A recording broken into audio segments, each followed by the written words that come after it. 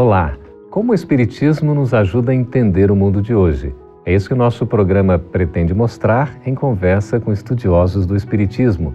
E o tema de hoje é o despertar da mediunidade. Prepare-se, Entre Dois Mundos está começando agora.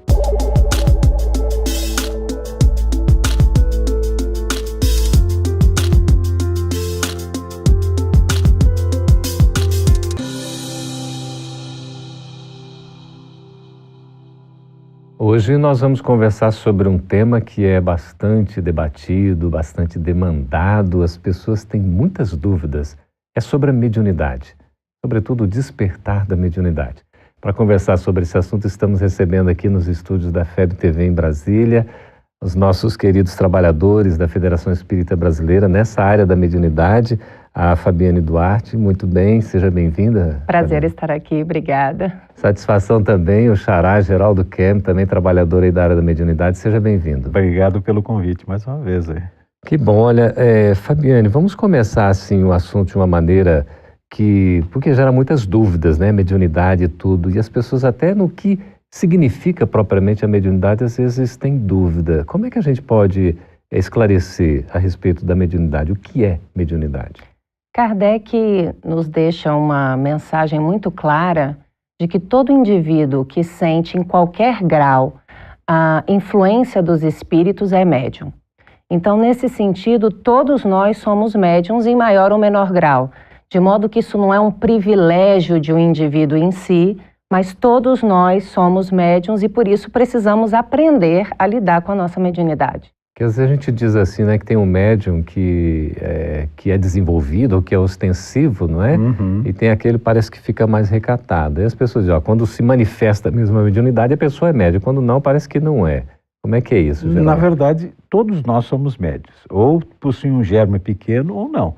Na verdade, a palavra desenvolvimento, ela vem em consonância com a questão da educação. Uhum. E ele é um fator orgânico, isso é muito interessante. Como é orgânico? É nosso, é intrínseco do espírito. É como a visão, como a fala. Então, elas podem se manifestar ou não a respeito desse fato. Então, a mediunidade é nossa, né? Ela é uma predisposição, como se fosse uma tendência do próprio organismo físico, mas também é uma faculdade espiritual? Antes de reencarnarmos, nós temos o nosso corpo físico, inclusive, preparado para a mediunidade. Então, aqueles indivíduos que são médiuns ostensivos, eles têm todo o corpo espiritual, o perispírito modelado para isso, né? Então, é por isso que em alguns indivíduos a mediunidade realmente ela é mais ostensiva. Mas é preciso lembrar que a mediunidade intuitiva está em todos nós, né? Então é quase como um sexto sentido. Exatamente. E todos, absolutamente todos nós a possuímos. E por isso precisamos estar atentos a ela. Porque num caminho de casa, qual o melhor caminho a seguir, né? Às vezes os bons espíritos nos influenciam, nos intuindo, nos dando esses bons conselhos. Até então nós precisamos detalhes. Estar atentos, né? Até nesses detalhes, Fabiane. Exatamente, até nesses pequenos detalhes. Ajuda ao próximo, um indivíduo que às vezes está ali no meio da rua precisando de um auxílio, e os espíritos estão atentos a encontrar alguém que esteja com os ouvidos, né, abertos para ouvir o chamado e se direcionarem até aquele indivíduo. Né? Geraldo, qual que é o objetivo da mediunidade? O primordial de todos, servir. Esse é o objetivo primordial da mediunidade, nós temos que servir, aptos a servir. E se nós fizermos uma retórica nos nossos mundos antigos, nós vamos ver que a mediunidade é uma coisa latente em todas essas passagens, lá nas pitonisas, lá nos oráculos, lá nos profetas, todos, né, aquilo que recebiam através da mediunidade, eles transmitiam como se fosse uma profecia, mas na verdade, desde muitos tempos nós temos isso, né? Mas a capacidade de servir é um principal fundamento da mediunidade, né? Nós temos que entender que se nos é dado uma faculdade de ajudar ao próximo, nós temos que educá-la para que possamos entender e efetivamente ajudar aquele que necessita, né? E como é que a pessoa pode se identificar efetivamente médium, Fabiane? Alguns sentidos realmente ficam mais latentes, né? e o indivíduo então começa a perceber que ele está num momento mais sensível a captar energias, ele se torna um indivíduo mais, às vezes mais emotivo. Aflora mais. Aflora mais, exatamente. Ele sente que ele não está no seu estado normal de consciência, né? É um indivíduo que está mais aberto a essas energias e vibrações que nos rondam a todo momento, né? A gente pode dizer a questão dos sonhos, Geraldo, as premonições, pressentimentos, aquelas intuições que a gente tem, poderíamos dizer que são espécies de manifestações da mediunidade? São, podemos dizer sim. Porque a mediunidade, ela se manifesta em vários graus e vários tipos. O sono em si é muito interessante, que é o refazimento do nosso corpo físico. Mas o sonho é um estado de emancipação da alma. A nossa alma não dorme, ela não descansa, ela vai trabalhar mesmo que o corpo físico esteja. Então, essa questão do sonho é muito interessante, porque nós vamos muitas vezes para lugares e não temos uma explicação plausível, mas é o nosso espírito que continua trabalhando. A chamada mediunidade onírica. Onírica, né? Eu queria falar rapidamente, assim como a mediunidade é um fenômeno psíquico humano, o animismo também é um fenômeno psíquico humano. O que é o animismo? O animismo é essa capacidade de desprendimento do nosso espírito do corpo. E isso se dá muito corriqueiramente e realmente no momento do sono, né?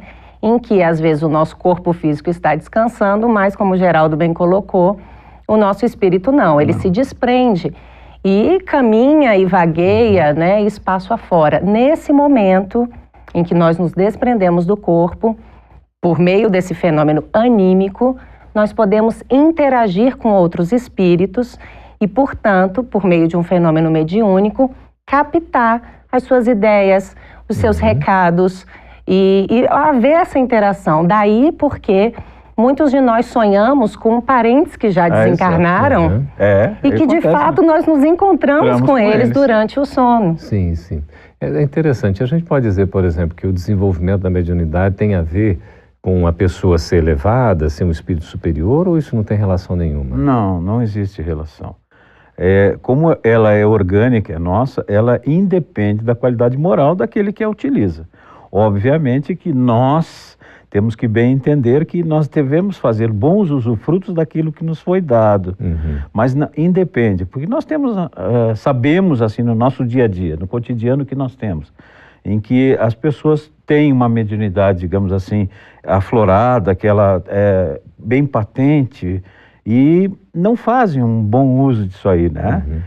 Posso contar um caso muito interessante. Há poucos dias eu estava num supermercado e a senhora estava com uma menina e ela começou a me olhar e eu comecei a conversar com a menina.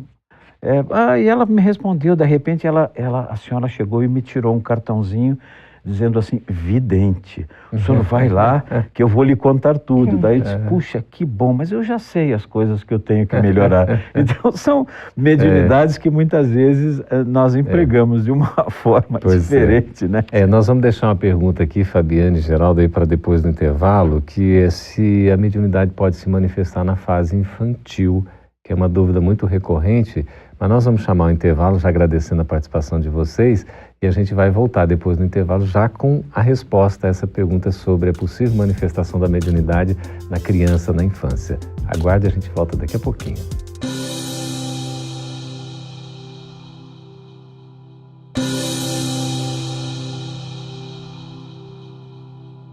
Estamos de volta com Entre Dois Mundos, conversando a respeito do despertar da mediunidade. E é uma dúvida muito recorrente, né, Geraldo, Fabiane, sobre a mediunidade na fase infantil.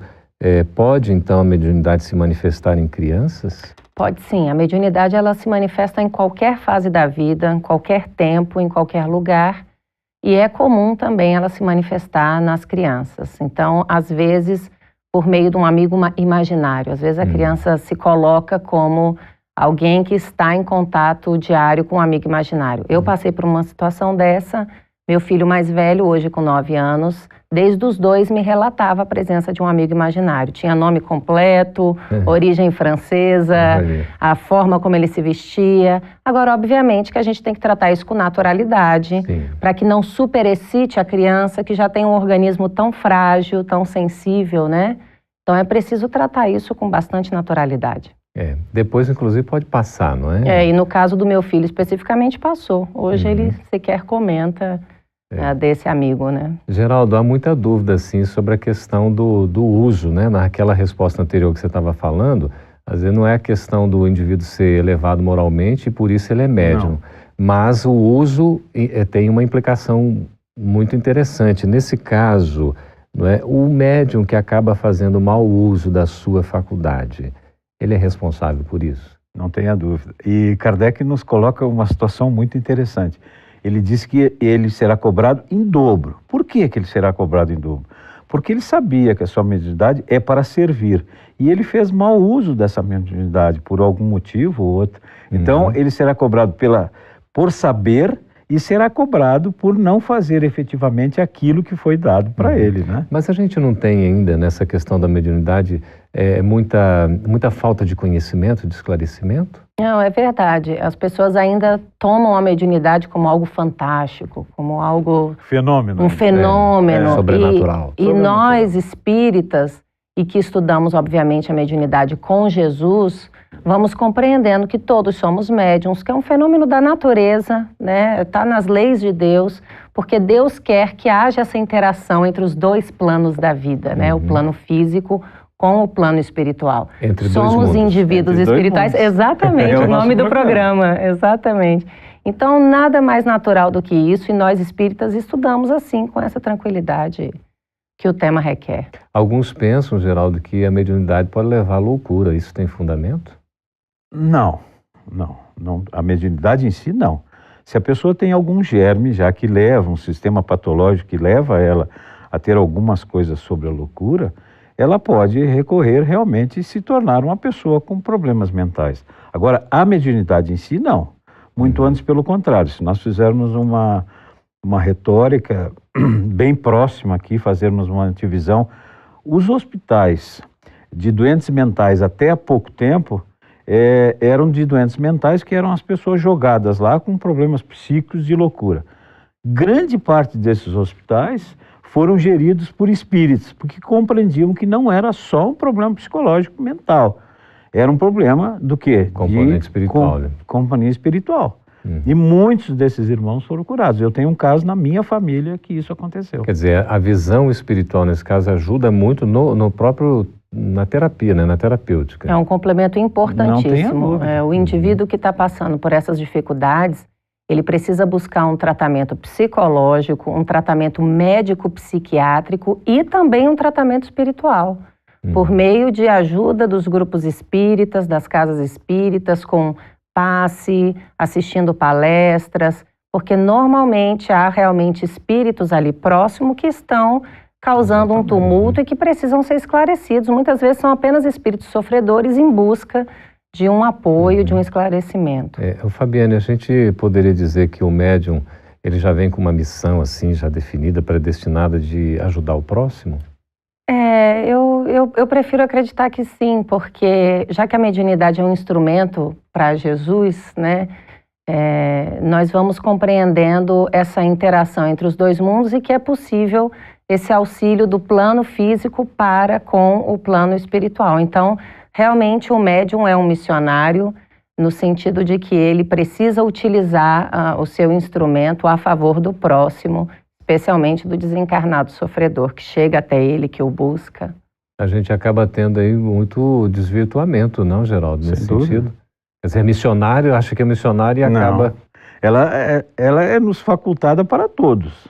Eu gostaria só de voltar exatamente, eu tenho um termo que eu uso muito, que é um termo bem popular, a mediunidade dada para nós é uma bênção, é como se fosse uma oportunidade, uma colher de chá. Olha, você tem uma oportunidade de fazer o bem. Resgatar as coisas que muitas vezes deixamos lá para trás, né, que vem essa necessidade. Então, servir, fazer o bem, acolher aqueles que necessitam.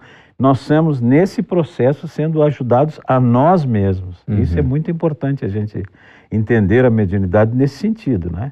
Há muitos tipos de médiums, né, de mediunidades. Uma curiosidade que se tem é quanto ao médium curador, aquele que é intermediário da cura, né, permite que se realize a cura, assistência aos outros.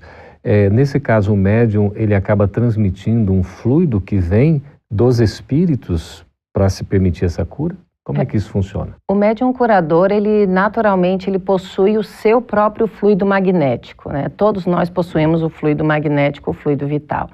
E ele, o médium curador, por meio dessa interação, dessa sua mediunidade, ele consegue potencializar esse fluido.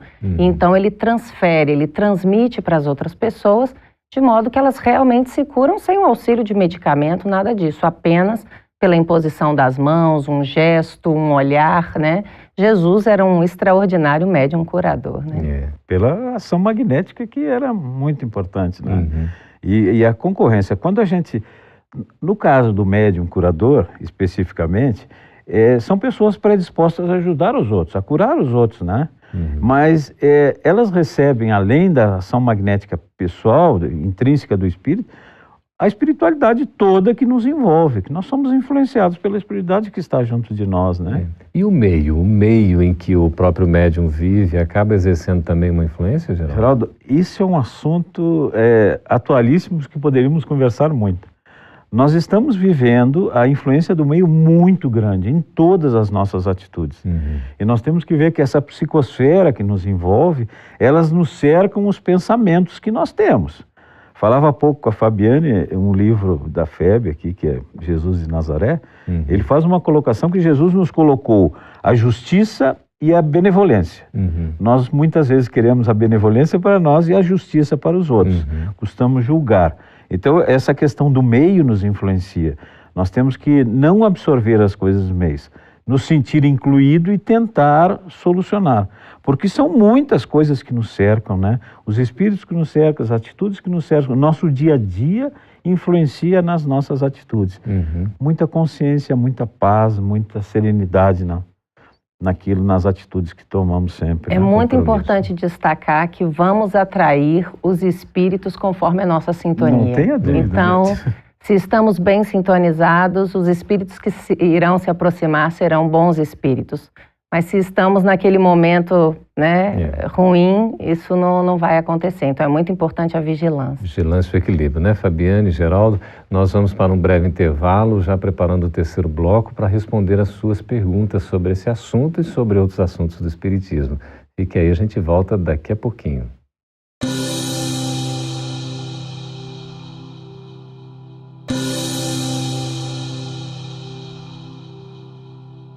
Estamos de volta com Entre Dois Mundos, agora para responder as suas perguntas a respeito da mediunidade. Fabiane, Marcos Paulo de Niterói, lá no Rio de Janeiro, pergunta o seguinte: somente os espíritas são médiuns? Não. Todos somos médiuns e desde que o mundo é mundo, os fenômenos mediúnicos sempre aconteceram. O Geraldo já deu aqui o exemplo das pitonisas na época da Grécia, né? Moisés foi um médium extraordinário, inclusive um médium de efeitos físicos. Jesus e tantos nomes nós poderíamos citar aqui. A mediunidade é das leis de Deus e, portanto, todos somos médiuns. O Divaldo tem uma frasezinha interessante que ele diz o seguinte: há espíritas não médios e há médios não espíritas. Exato. Exatamente. Isso é muito interessante de fazer uma conotação. Então não constitui um privilégio daqueles. Exatamente. E nesse caso ele coloca certamente a mediunidade ostensiva, né? Sim, exatamente. No caso da mediunidade já ostensiva, né? Exato. O Geraldo Augusto César de Ponta Porã, em Mato Grosso do Sul, pergunta: como saber que o médium está recebendo um espírito sério ou um espírito brincalhão? Augusto, muito obrigado aí pela sua audiência, mas é interessante essa sua pergunta. Como saber? Como saber? Como é que a gente pode qualificar uma mensagem de um espírito? Sempre pelas questões muito claras da lucidez que ele está trazendo. O que ele nos está trazendo realmente? a linguagem que ele usa, a simplicidade da sua conduta, a nobreza do seu espírito. E a gente pressente isso. Mesmo assim, há espíritos que muitas vezes vêm de uma forma jocosa, vêm brincar conosco. Então, particularmente pela compreensão e o conteúdo que ele está nos trazendo. O conteúdo é primordial, né? Não pode ele fazer coisas pessoais, não pode ele fazer determinados avanços que nós vamos ter, ou ganhos materiais particularmente. Então, muito cuidado nesse caso. Se lembrar rapidamente a história do Espiritismo, lá no início, né, Kardec, quando ele chega e as mesas que dançavam, que respondiam as perguntas, aquela história toda, as perguntas eram as mais frívolas, né? E os espíritos estavam ali, eram brincalhões. Quando Kardec começa a fazer perguntas sérias, também a plateia espiritual para responder... Modificou, né? Exatamente. O Augusto, no Livro dos Médiuns, a questão número 267, tem 26 maneiras infalíveis de se descobrir isso aí. Importante, né? Luiz Otávio, de Fortaleza, no Ceará, pergunta, Fabiane, como reconhecer a veracidade da mensagem mediúnica? Requer muito estudo. Isso aí a gente sempre comenta nos nossos grupos de estudo. É preciso estudar muito, porque às vezes o indivíduo, o espírito, ele se passa por outros, né? Por outros espíritos. Então, é preciso que a gente também conheça a personalidade do verdadeiro espírito comunicante, exatamente. Então requer um estudo sério, profundo, não é algo simples. Né? E uma coisa muito interessante, muitas vezes julgamos a mensagem pelo autor. Exatamente. Pelo autor. E não se deve julgar. Deve ser o contrário, né? Pelo conteúdo. Pelo conteúdo, pelo aquilo que ele está nos trazendo, né? Não... Exato. Bom, a Mara Matos, de Brasília, pergunta, Geraldo, os médiuns são pessoas mais assistidas do que as demais pessoas? Não são. Mas veja bem, Mara, a mediunidade é uma proposta que nós temos para servir alguém. E quando nós estamos com o intuito de fazer o bem pelo bem, obviamente que nós seremos mais assistidos por aqueles benfeitores espirituais que estão conosco. E um deles esquecemos muito, Geraldo, muito mesmo, que é o nosso espírito protetor, o nosso anjo da guarda. Como esquecemos? Ele nos intui, ele nos influencia diariamente, mas muito pouco ouvimos desse irmão que está junto de nós, né? Então, essa questão é o seguinte, não é exatamente são mais assistidos, mas se nós predispomos a fazer o bem, seremos influenciados pelos espíritos bons que estão conosco, né? Aí entra a vontade, a perseverança, né? Não tenha dúvida. André Alves, ela pergunta por e-mail, Fabiane, a mediunidade pode ser uma obsessão? Não, a mediunidade não é uma obsessão, já vimos o que é a mediunidade, e a obsessão, ela é a presença constante de um espírito sofredor junto a um médium, né? Então, nesse aspecto, especialmente no início da mediunidade, na eclosão da mediunidade, em que o médium está mais sensível a esses novos componentes, né? Ele sai do seu estado normal e às vezes somatiza, inclusive, trazendo alguns efeitos até para o corpo físico. Então é um momento que às vezes ele acha que ele está obsidiado, que ele está na presença constante de espíritos desequilibrados. Mas a partir do momento em que ele estuda, em que ele se equilibra, né, que se começa um desenvolvimento mediúnico, isso também vai se acalmando, né? Aqui entendendo ou fazendo a pergunta de um jeito diferente, a gente poderia dizer que a obsessão acaba se manifestando pela mediunidade? Aí sim, certamente que sim. Sim, e isso acontece às vezes com irmãos que se fascinam tanto pela doutrina, estudam e se tornam às vezes, a razão é que nos vai saber o que a doutrina traz para nós, né? E muitas vezes se tornam até um pouco inconsequentes ou a soberba cresce um pouco. Então é uma fascinação, que é um estado de obsessão. Muito cuidado temos que ter a intelectualidade da doutrina e não a compreensão e a ação na prática espírita, né? Aqui, Fabiane, tem um caso curioso, é a Joana Helena, de Brasília. Ela faz uma pergunta sobre um assunto que a gente já tratou, mas é bom aqui retomar. Ela diz assim, minha filha com 4 anos tem um amigo imaginário. Sim. Ela será médium? As crianças naturalmente, né, até ali em torno dos 7 anos, André Luiz nos relata isso com muita propriedade, a criança naturalmente ela está mais aberta para o campo espiritual, né? Porque acabou de vir, né? Acabou de reencarnar. Está mais próximo de lá do que de cá. Está mais próxima de lá do que de cá. A gente brinca assim, né? A sua formação ainda está no processo, exatamente. Né? Então, naturalmente, ela tem esse campo, né, mais aberto, mas realmente, primeiro que a gente não pode dizer que sempre é um espírito. É possível também que seja uma imaginação da criança, uma superexcitação, uma forma que ela trata os desenhos que ela assiste, enfim. Mas também pode ser mediunidade e é preciso tratar isso com naturalidade. Uhum. E isso é interessante porque os amigos imaginários, né, eles são naturais, não são obrigatórios, né? Uhum. Mas essa questão dos amigos são muitos. E nós temos exemplos muito grandes. Chico falava com a sua mãe, era uma mediunidade, né? Não era um amigo imaginário, já era uma mediunidade, Sim, né? Aos 5 anos, Aos né? 5 anos. O Divaldo Divaldo descreveu aos 4 a sua avó, né? E causou espanto em todos os familiares. O Raul Teixeira tem uma passagem muito interessante de um amigo imaginário, que ele saiu para abraçar o amigo e quase caiu no chão, porque na verdade era um amigo imaginário. Eu posso contar uma experiência própria, porque eu fui, pela doutrina espírita, eu consegui, digamos, solucionar esses problemas que eu ficava pensando, será que era aquilo mesmo?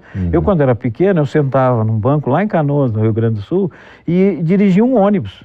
E eu parava nas estações dos ônibus, nas paradas, e as pessoas embarcavam no ônibus. E eu via aquilo naturalmente. Né? Era tudo isso imaginário, entre aspas. Essa questão do amigo imaginário e a mediunidade é o seguinte, nós temos o amigo imaginário e a eclosão dessa mediunidade, como a Fabi falou, vai depender da orientação dos pais para que se tornamos umas pessoas de bem e desenvolvamos e educamos a nossa mediunidade. Olha, né? assunto, né, inesgotável, muito tema para falar sobre mediunidade. Queria agradecer aqui, Fabiana, a sua presença. Muito obrigado. É uma alegria, eu que agradeço. A sua também, Geraldo. Obrigado. Muito obrigado mesmo. Foi muito bom. Obrigado pelo convite. Bom, agradecemos a sua participação, as perguntas que você fez. Continue participando conosco, acessando o canal Gotas de Luz e esteja conosco aí no próximo Entre Dois Mundos. Até lá.